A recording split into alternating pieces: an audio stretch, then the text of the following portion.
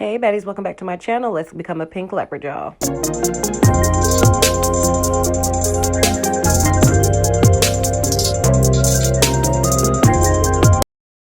All right, y'all, I did my pink zebra. If you haven't seen it, it is the video right before this one. Go on my page and check it out. But when I did my pink zebra, I was inspired to become a pink cheetah, darling. So let's do it. I'm going to go ahead with my thread painted, and I'm going to go ahead and map out where I want my cut crease to start. And then I am going to go ahead and set it with some blue eyeliner. So we're going to map out and then set. So now I'm going to go back and forth, and you see how we are building that pigment? Yes, ma'am. Yes, ma'am. That thread painted did help us build some pigment, as well as it helped us map out where we're starting. So, you know, everything is for a reason. So we're just going to go back and forth. I'm going to keep getting some product on that brush, and I am just going to build that cut crease until I get the pigment that I desire. Okay. But just back and forth, As I told y'all, makeup is a whole bunch of back and forth. So get used to it, darling. All right, so we're going to go ahead and blend everything out. We're going to go ahead and soften this up. So I am still staying in that same color blue. I haven't gone to a lighter blue. I am just now with a fluffy brush instead of a harder brush. And I'm just going to go ahead and blend everything out and soften it into my brow highlight. So yeah, we're just going to keep going back and forth. As I always say, you do not want that color behind your cut crease to get lost. So I always try to make sure I have that pigment built up to my liking so we can go ahead and, you know, move on, because we don't want no harsh lines, baby. Now we gonna come in with that lighter blue. I was a little shocked, baby, because I wasn't expecting that to be as pigmented as it was pigmented, but it was pigmented. So we gonna go ahead and move with that pigmentation. Okay, so we just gonna go back and forth and blend it into that light blue and create us a kind of ombre effect into our brow before we go ahead and cut that crease and put all that fun on that lid. Okay, so back and forth. Now, y'all know I cut my creases with thread painted white owl, baby, obsessed, and probably will be obsessed until I can afford P. Louisiana. Mind your business. But per usual, everything will be in the description box down below for all the products that you may need that I use. Yeah, it'll all be down there. So I'm going to go ahead and fill in my cut crease. We got to make sure everything is nice and smooth. We can't have a splotchy eyeshadow base, because if we have a splotchy eyeshadow base, we're going to have splotchy eyeshadow. And who wants that? I don't know. Maybe you do, but I don't. So we're going to go ahead and make sure that is nice and solid. Then we're going to go ahead and start our ombre that we're going to do on this lid. Now, the ombre is going to be darkest to lightest. Make sure y'all give y'all cut creases time to dry, because as y'all see, somebody was rushing and couldn't give the lid chance to dry. So that's why y'all see that little splotchy spot, but I'll fix it. Don't worry about it. We're actually doing like a nice little neon line around our crease, so it's going to be hidden a little bit. So we're going to do that ombre on that lid, like I said, and we're going to go from darkest blue to lightest blue down towards our lash line. So you see I started with that darker blue, then we kind of went in with this lighter blue, and then we're going to go in with the very lightest blue right there in that white spot where my lash line is. So we just created a nice little cute ombre effect, you know, effortlessly. I love it. So we're going to go in with that lightest blue, like I said, and then we're just going to go ahead and pack it on, and y'all see it just kind of pulled that whole ombre look together. Oh, y'all know I'm obsessed with blue, y'all. I'm going to stop using blue one of these days. Today ain't that day. I just jumped right in and started drawing spots, y'all. I was confident and I was ready, baby. I scoot y'all a little closer so you can see what's going on. But I went on ahead and drew these spots. These spots are in no particular order. I just kind of closed my eyes and thought cheetah girl and brought out my inner cheetah girl so we could go ahead and become a pink cheetah. Yes. So we're going to go ahead. And like I said, these spots are in no particular order. I am just kind of doing random spots and random shapes and just making sure I fill in this space that I have, you know, my little cut crease space. So that's my main objective, to make sure everything is filled in. I don't have any awkward spacings. And I actually made this lid a little bit more fuller than the other one, which I actually liked. I was kind of panicky, but, you know, it turned out nice. I actually like it. So we're going to go ahead again. We're just filling in those spots. You see, I kind of paused there to see if I want to do a big spot there or a little spot. But we're just going to take our time and fill it in, baby, because what I always tell you, makeup takes time. Stop rushing. We trying to be cute. This ain't no race. But like I said in my previous videos, I have started to put little nits and tricks on the screen for y'all. So if y'all like that, you know, comment down below and I'll keep doing it for y'all. You know, let me know. I'm here for you, okay? But we're still just filling in those spots. I'm just making sure they are a nice solid black. I do not need them splotchy, and I don't need them missing their color somewhere. I need them to be black. So that's what I'm just going through and making sure that they are. I kind of got this little brush from a nail kit, actually, because I needed something really small. And I didn't feel like paying the makeup dollar prices. Cheap. Anywho, we're going to go in and stick it into that same threaded paint that we started our cut crease with. And I'm going to go ahead and draw a nice neon line around our cut crease. That's what I was saying earlier. You're not going to really see that mess up because I'm going to go ahead and crown this cut crease anyway. So I'm just taking my time and making a nice thin line around this cut crease. It just, I don't know, it just makes everything pop. I felt like it needed it. I normally don't line up my cut creases, I normally don't outline them, but I felt like this look, it just needed that extra little pop up, bam. So that's what I went on ahead and did, and making sure that my eyes match on each side. Now, when I say match, I mean they need to be the same width and the same length.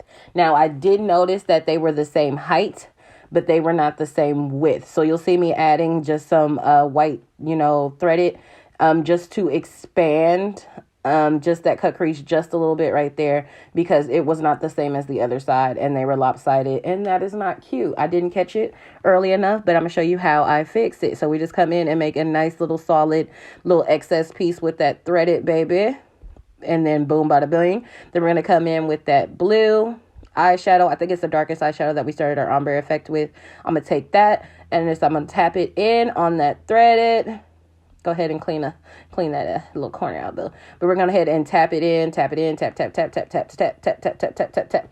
And y'all see how I just expanded that crease that fast. Now I'm gonna go back in and fix my spots. But we just want to make sure we get that good color payoff underneath the spots before I go ahead and fix them. But now you see me go ahead and fixing that spots. We're just going to basically put them back on top of where we added that extra little help me out here spot. So we're just going to go ahead and darken them back up. And I noticed that some spots, were a little splotchy. So I went on ahead and fixed all the spots, as well as, extended the spots where I added that extra love. So bada boom, bada bing, fix a little hiccup there. And you see now they match. Now they are the same width and the same height. And that's what I'm going for. Go ahead and get that excess out of my inner corner.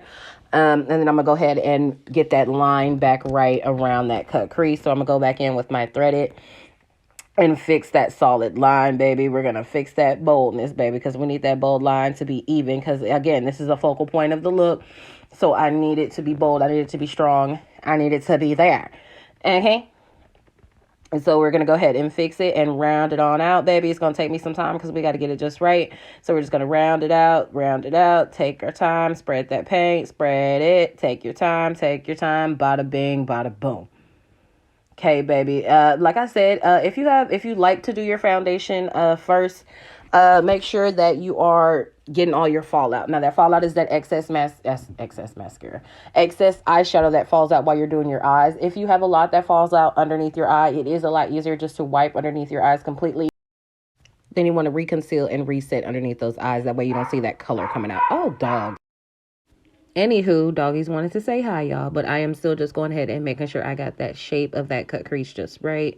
And we're going to clean out that excess. Like I said, I did end up just reconcealing underneath my whole eye because I was working with blues, and baby, them blues fallout is unforgiving, okay? I'm going to go ahead and outline these spots in pink, because how am I going to be a pink cheetah, a pink leopard without pink? So I'm going to go ahead and just go ahead and outline these spots with this NYX Vivid Brights eyeliner. We're just going to outline each spot. We're going to take our time. And you see how it just comes all together with that pink. Oh my God. In love. So we're just going to keep going ahead, and we're just going to go ahead and fill it in. Take your time. As I said, this is no race. But I love looks like this. I love looks that look so complicated and look editorial, but they're not that complicated, y'all. We are, like I said in one of my videos, I don't know which one, but one of my videos, I said we are definitely going to be branching out with this makeup thing a lot more. I'm going to be taking some risks, because like I tell y'all, the worst possible thing that can happen is you literally have to wipe it off. That's it. That's the worst thing that could possibly happen. So I am definitely taking more risks, as y'all see with that black and white look, with my zebra, and now with my cheetah looks. And I have so many more ideas in line for y'all. So just bear with me, and we're gonna have some fun, baby. We just finna get fashion week ready. We finna get editorial, baby. We finna get runway. We finna get page 5 spreadsheet. I don't know if that's true. I just made that up. But that's the goals. You feel me? That's what we going for. So you see, I still just took my time and filled in those pinks, outlines along those spots. And it just brought everything together. And y'all see how that lid is just popping now? Oh, yes, darling. That's what we want. The spots are solid black. And that pink eyeliner is solid with those combination, baby. Yes. Yes. That's it. Now I'm going to take that thread painted that we have started everything else with. I'm still just making sure my sides match. That's why I keep going left to right, y'all. I need to be even, okay? But again, we took that thread paint that we started with, and we're just going to run it along our bottom lash line. We're just going to connect the dots because I want that eye to be a full half circle. So everything will be connected. It's not going to be a full circle, but everything will be connected. There won't be any drop lines. So I use that threaded paint on my bottom lash line to start building up that pigment and to make it easier for me so I don't have to rub as much eyeshadow on my bottom lash line because mine is very sensitive. And if I spend too much time on that bottom lash line, baby, I'm going to be crying as if that man just broke up with me yesterday. And I don't want to do that. So we're going to go ahead and just build that pigment up with that eyeshadow that we have been using. I know a lot of you wonder why I use the same palettes over and over again. These palettes have been good to me. I will go ahead and stop being cheap and get some more eyeshadow palettes soon. But so far, so good. And plus, I also want to teach y'all that you do not need a full makeup storage room worth of makeup to actually get a good look and to get a lot of looks, you know, together and done. You need a little bit of product to do a lot. You don't need a lot of bit of product to do a lot.